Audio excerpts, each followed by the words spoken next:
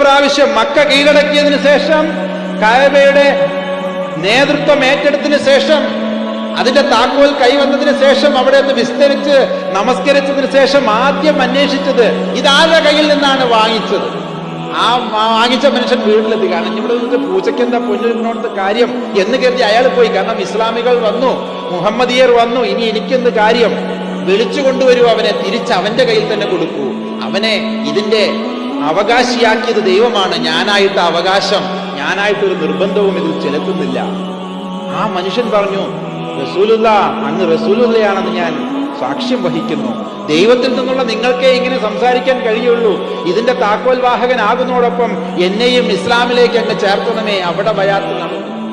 അവിടെ ഒരു മുസ്ലിം പിറക്കുകയാണ്. ഇത് സ്നേഹത്തിന്റെയും കാരണത്തിന്റെയും റൈറ്റ് മാനേജ്മെന്റിന്റെയും. ഇന്നിപ്പോ റൈറ്റ് മാനേജ്മെന്റ് ആണ് നമുക്ക് മതത്തിനും രാഷ്ട്രീയത്തിനും നഷ്ടപ്പെട്ടുകൊണ്ടിരിക്കുന്നത്. എങ്ങനെ